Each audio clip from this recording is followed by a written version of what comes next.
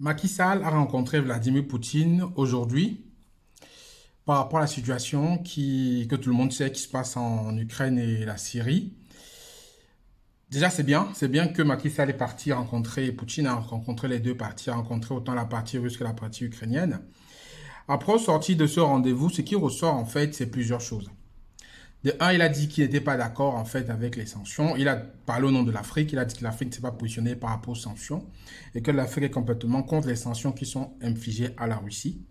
Déjà là, c'est une bonne chose. Ça veut dire qu'il marque la différence. Et je pense que qu'on a vu le vote qu'on a fait à l'ONU par rapport aux sanctions contre la Russie, plusieurs pays africains ne se sont pas prononcés et c'est tant mieux. Donc, première des choses, c'est qu'il a marqué effectivement une position claire et ferme des pays africains par rapport aux sanctions imposées à la Russie.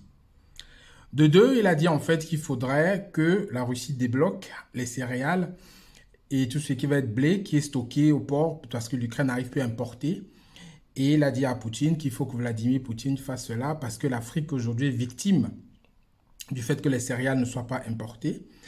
Et effectivement, quand on écoute ce qui se passe sur le terrain, sur le continent africain, effectivement, le prix des céréales augmente. J'étais encore ce matin avec des personnes en Afrique. Le prix de la baguette de pain est passé de 100 francs à 150, voire 200, voire 250 sur d'autres endroits. Et même il y a des endroits où on ne trouve pas.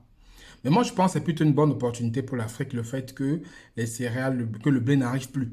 Je pense qu'il faut que nos gouvernements aujourd'hui prennent conscience qu'on pourra se passer du blé. Ou même pourquoi pas on peut cultiver le blé sur place. Je sais qu'il y a des zones en Afrique où le blé peut pousser, mais on a orienté les cultures africaines vers des cultures de colonisation, vers des cultures coloniales, cacao, café. Ça, je le dis sans détour. Mais on peut encore les ramener au niveau des cultures rapides. Ça, c'est de un, on peut promouvoir la culture du blé localement. De deux, on peut aussi promouvoir les farines locales qui existent déjà. Il y a le pain qu'on peut faire à base de farine de maïs, de farine de patate, de farine de manioc. C'est l'occasion maintenant pour que l'Afrique comprenne qu'il faut se passer du blé ou qu'il faut cultiver le blé localement. Parce qu'on voit effectivement l'impact qu'a une crise comme ça, l'impact qu'a un embargo qui ne nous concerne même pas, parce que les Africains ne sont pas concernés par cette guerre. C'est une guerre en fait où le l'échiquier mondial est en train complètement de se jouer. Et nous, on est impacté parce qu'on est dépendant. Donc je pense que c'est le moment que les présidents africains, ceux qui dirigent le continent, prennent en compte ce problème-là et que le problème devienne une opportunité pour eux de développer la culture locale et de cultiver le blé. Ou bien sûr d'utiliser les farines locales qui existent déjà. De trois, il a aussi dit que ce qui va être, comment on appelle ça, blocage sur le système SWIFT pardon, va empêcher les échanges ou va pas fluidifier les échanges de paiement, même si après on rétablit les blocages qui sont en cours aujourd'hui sur la Russie, c'est que bien entendu, on ne pourra pas payer facilement vu que la Russie est exclue du système SWIFT. Mais ça veut donc dire qu'aujourd'hui, il faut trouver un autre système. Ça veut dire qu'on est tenu par ce système financier. Il faut trouver un autre système qui permettra de ne pas dépendre de ce système de paiement SWIFT. Aujourd'hui, il y a des systèmes chinois qui existent, par lesquels on peut passer. Mais je pense que ce n'est pas un problème. Je pense qu'ils sauront trouver des voies de contournement pour pouvoir continuer à faire du business avec la Russie, s'ils le veulent. Après, maintenant, est-ce que les pays du précaré francophone seront à l'aise pour désobéir à l'au-delà des conditions et des règles impliquées par le système francophone? Ça, c'est autre chose. Ou par le système bancaire conventionnel, ça, c'est autre chose. Mais il a évoqué ça. Justement, il a dit qu'il y a un problème par rapport à cela, un problème par rapport au paiement, que même si c'est rétabli, ce sera compliqué de pouvoir faire du business. Et en fait, Poutine lui a dit qu'il va aider l'Afrique complètement à s'affranchir du système colonial qui est en place. Et c'est qu'il a déjà commencé à faire. Il a déjà commencé à faire. En fait, il y a plein de pays où ils ont marqué une claire présence sur le terrain.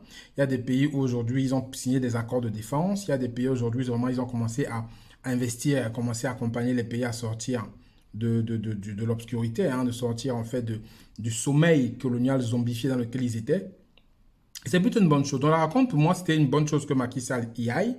C'était intéressant qu'il rencontre les deux présidents et on va parler de l'autre président. On va parler de l'autre président qui l'accompagnait aussi, le président de la Commission africaine qui était avec lui. On n'a pas trop vu ce qu'il a dit, mais enfin, on ne sait même pas trop ce qu'il fait celui-là. Mahamat c'est Fekir. Il n'est pas très présent. Et Macky Sall est parti en tant que président du Sénégal, le président de l'Union africaine, parce qu'il y a un président de la Commission africaine qui est quelqu'un d'autre. Mahamat Fekir, un truc comme ça. Je ne sais pas à quoi il sert, mais au moins, Macky Sall a fait parler la voix de l'Afrique et je pense que c'est bien. Il faut qu'on commence à trouver notre position. On n'a pas besoin de s'aligner sur une position claire. Parce que si on revient à ce qui se joue en Russie aujourd'hui, ce qui se joue en fait, c'est complètement l'échiquier mondial. C'est une guerre par procuration qui se fait. C'est une guerre qui se fait entre la Russie et les pays émergents Et l'Occident, quand je dis l'Occident, c'est l'Europe et les États-Unis en gros. L'Europe, États-Unis, Canada, tous ces pays-là, ils font une guerre par procuration en Ukraine. Donc c'est l'avenir du monde qui se joue là-bas en ce moment. Ils se sont entendus tous pour faire tomber la Russie.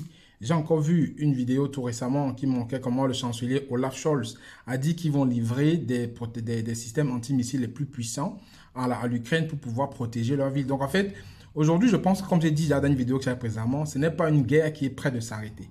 Cette guerre-là, quand on voit ce qui se passe, c'est une guerre qui va durer.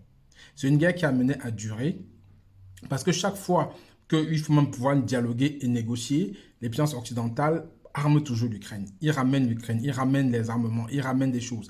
Quand il faut négocier un peu, ils ramènent. Quand il y a une ville qui est prête à tomber, ils ramènent. En fait, ça y est, c'est une guerre par procuration.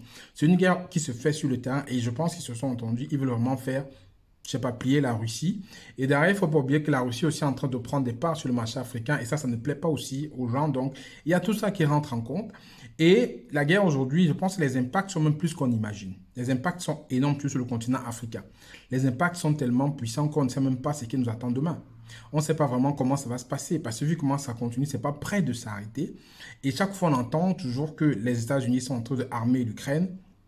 La France arme l'Ukraine, tout le monde est en train d'armer l'Ukraine, alors que derrière, moi, je pense que les deux parties devaient s'asseoir à une table de négociation, essayer de négocier pour mettre fin à cette guerre, parce que ce n'est pas le fait d'armer une partie toujours pour que la guerre dure que ça va résoudre le conflit. On voit bien que ceux qui arment l'Ukraine ne veulent pas que la guerre s'arrête. Maintenant, allez connaître pourquoi. Allez comprendre. Comme moi, je pense, mon avis, moi, je pense qu'on est dans une situation où les États-Unis seront les plus grands bénéficiaires de cette histoire. Ils vont faire en sorte que les Européens se tapent dessus, c'est-à-dire aujourd'hui que l'Ukraine soit détruite complètement et que les Européens imposent des sanctions à la Russie qui va les impacter eux-mêmes. Parce qu'il faut pas le penser, les sanctions qu'on impose à la Russie, les sanctions sur le gaz et sur le pétrole et tout ça, ça impacte l'économie européenne.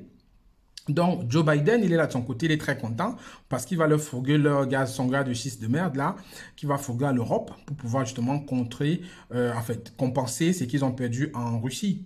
Donc, forcément, qui est gagnant de l'histoire, c'est les États-Unis parce qu'ils vendent des armes à l'Ukraine, parce qu'aujourd'hui, ils endettent l'Ukraine forcément, parce que je ne pense pas que les armes, ils les donnent gratuitement. Il y a un système de compensation, parce qu'il n'y a rien qui est gratuit.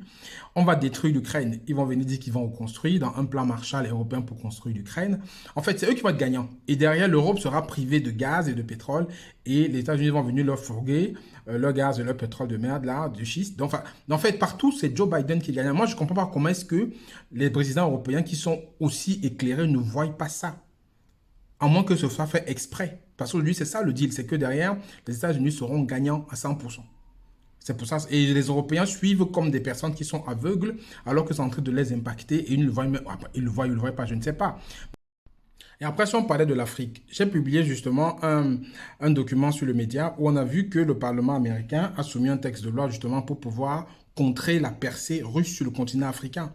Donc, la guerre qui se joue en Ukraine aujourd'hui, ça va même au-delà de ce qui se passe en Ukraine, parce que les États-Unis sont en train de voir beaucoup plus vraiment contrer la Russie sur tous les flancs. Et ça, je pense qu'on se dirige, comme j'ai dit, vers une bipolarisation du monde et les cartes vont être rabattues.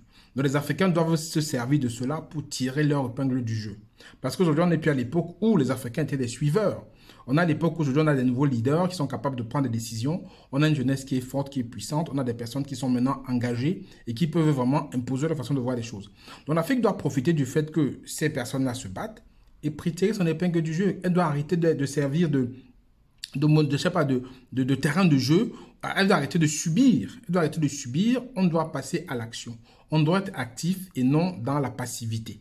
Sinon, derrière, rien ne changera et ce sera toujours identique. Donc, voilà un peu ce qui s'est passé aujourd'hui avec Macky Sall et Vladimir Poutine. Je ne sais pas ce que vous pensez de cette rencontre-là. J'espère que Macky Sall vraiment a pris les décisions qu'il fallait. Il a pris la position qu'il fallait. Il a affirmé la position de l'Afrique, que l'Afrique n'accompagne pas les sanctions qui ont été imposées par des personnes qu'on ne cautionne pas.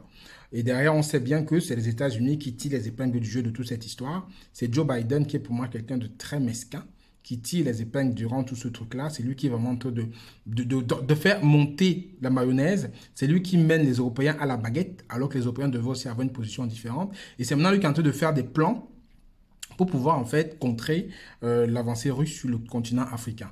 Les Africains ne doivent pas se laisser faire, on ne doit pas se laisser dicter notre conduite et nos dirigeants doivent comprendre qu'aujourd'hui, ils ont des leaders, une jeunesse qui ne va pas accepter de se faire piloter, de se faire leader comme des pions comme des pieds en gauche à droite parce qu'on a aussi notre voix doit compter et c'est l'occasion d'affirmer une position claire, nette et de bagarrer pour son indépendance.